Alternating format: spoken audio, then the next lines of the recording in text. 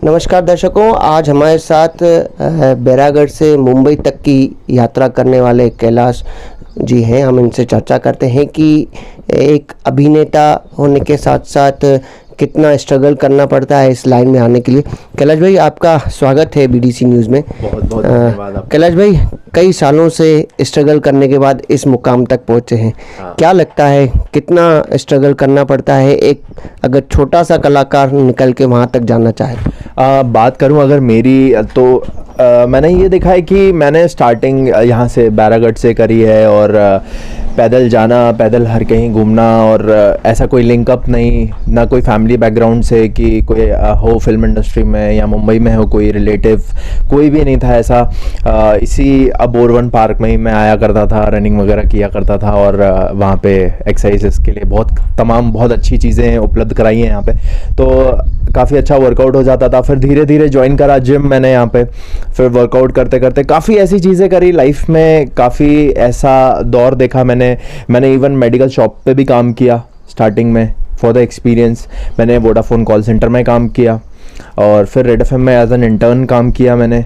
तो काफ़ी स्टेजेस देख के, काफ़ी एक्सपीरियंस देख के फिर मेरे को लगा, एक बार ऐसा था कि मैं अपना जो है कॉलेज कर रहा था वहाँ पे, तो मैं गया था C21 मॉल घूमने फ्रेंड के साथ। तो उस वक्त मेरे पास 50 रुपये हुआ करते थे सिर्फ जेब में कि चलो बस का किराया हो जाएगा, यहाँ से TR4 बस जाती है, तो MP नगर तक का किराया होता था 25 रुपये।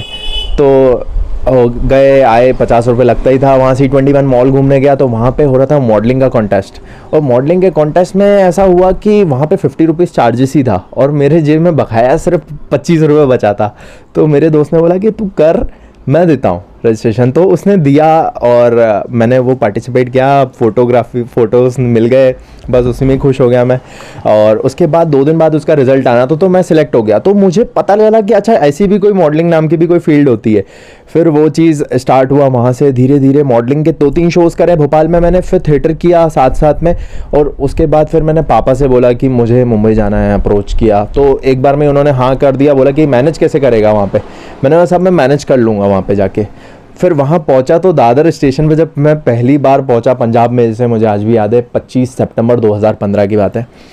जब मैं पहुँचा वहाँ पे तो मैं बड़ा नर्वस फील करने लगा कि यार अब इतनी बड़ी सिटी में मैं करूँगा कैसे यहाँ पे मैनेज, ना घर है वहाँ पे, कुछ भी नहीं, और कैसे करेगा मैनेज। समहाउ मैंने मैनेज कर लिया। और उसके बाद फिर मेरे को घर मिला, वहाँ पे भी फ्रॉड हो गया मेरे साथ, 40-50 हज़ार का नुकसान हो गया स्टार्टिंग में ही। फिर ऑडिशंस देना स्टार्ट किए, ट्रैवलिंग मीरा रोड में रहने लगा था मैं, तो काफ़ी पैरों में छाले पड़ चुके थे। 2 महीने काफ़ी बहुत ज़्यादा एक्सट्रीम मेहनत करी और उसके बाद जाके एक एजेंट राघव करके एक सीरियल मिला मुझे, उसमें एपिसोडिक था, बहुत ही अच्छा कैरेक्टर था, टैटू आर्टिस्ट का कैरेक्टर था, बहुत अच्छा मिला वो भी शो। और उसके बाद धीरे धीरे करके फिर अशोका सम्राट मिला मुझे। अशोका सम्राट में मेरा बहुत अच्छा ट्रैक चला था एज एन बाहुबली भवंडर। उस शो से थोड़ी मेरे को पहचान मिली और फिर मज़ा आने लगा उस चीज़ को करने में। और फिर धीरे धीरे काफ़ी मेहनत होती रही। फिर लुक को एक्सपेरिमेंट करने में मैंने सोचा कि लुक को एक्सपेरिमेंट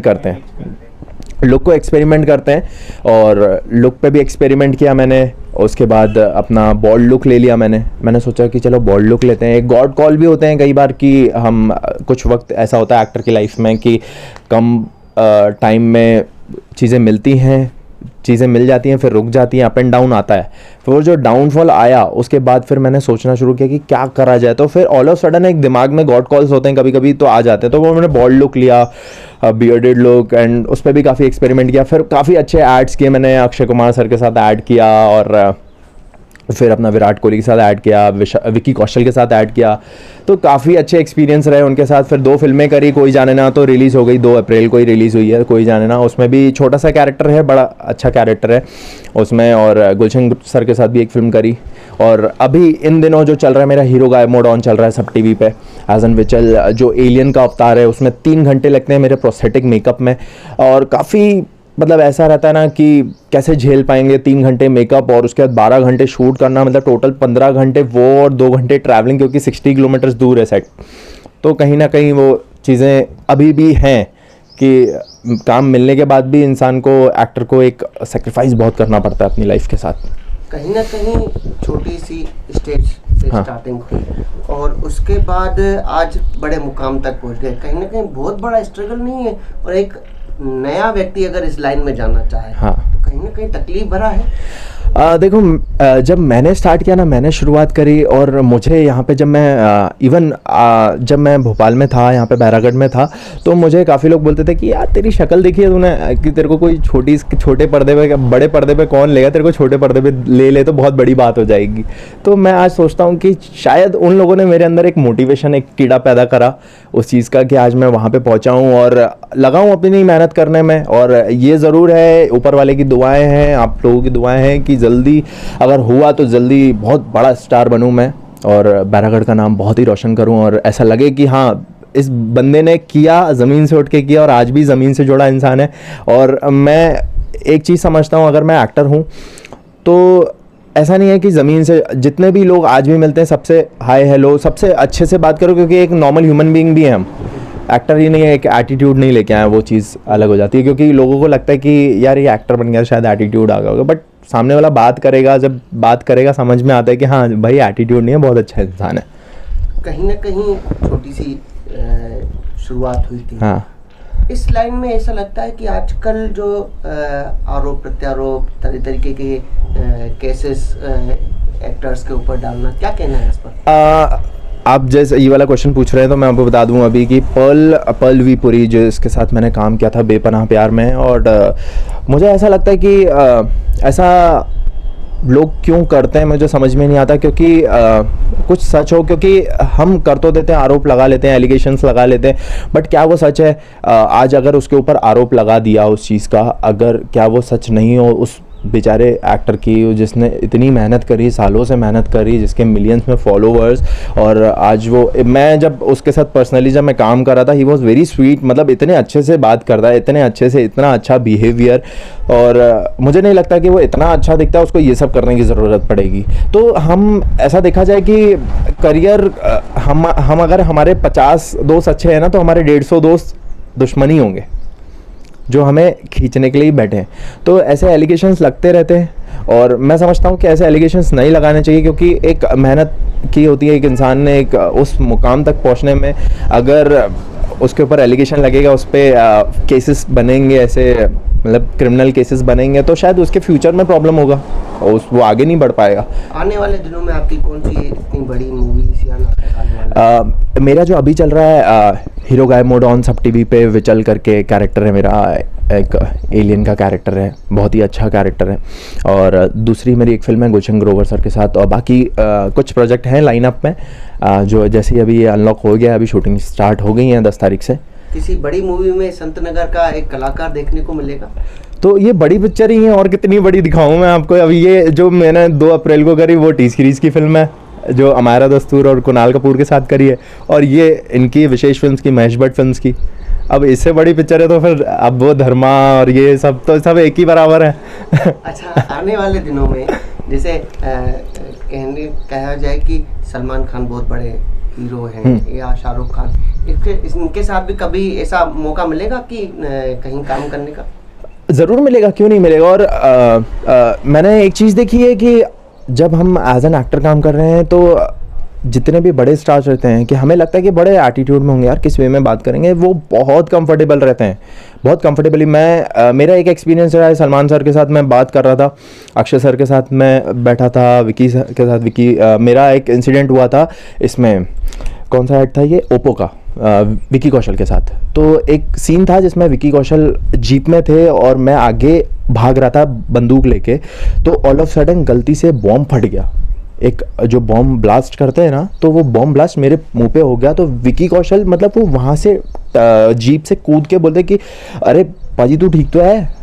तो मैंने बोला कि यार मतलब एक इतना बड़ा स्टार इंसान ट्रक से उतर के, वो उसके बाद उसने बोला कि यार बताओ तो सही कि आगे बॉम्ब रखा है आपने, ब्लास्ट करने वाले हो वहाँ पे। तो वो चीज़ें रहती हैं कि हमें लगता है कि यार नहीं, हम उनके साथ काम करें तो वो अपने में रहेंगे, अपना एक्ट करेंगे, नहीं, मतलब सब एक दूसरे को बहुत कंफर्टेबल रखते हैं ताकि उनके सीन्स उनके साथ हो तो बहुत कंफर्टेबली परफॉर्म किया जाए। टीम वर्क रहता है, राइट, टीम वर्क। दूसरी चीज़ ये कि कोविड का बहुत खराब समय निकला है हर व्यक्ति के लिए। आर्थिक संकट भी आया है, फिल्म इंडस्ट्रीज की कई मूवीज ऐसी थी जो स्क्रैप हुई रिलीज नहीं हैं, हुई, हाँ या वेब मूवीज रिलीज हो गई। राइट। क्या लगता है कहीं ना कहीं आने वाले दिनों में इसको किस नज़र से देखते हैं? मैं ऐसा सोचता हूँ कि पहले इंसान अभी मैं एक चीज़ लोग बोलते हैं कि अभी आपने भी मेरे से क्वेश्चन किया कि यार फिल्मों में कब दिखोगे, राइट।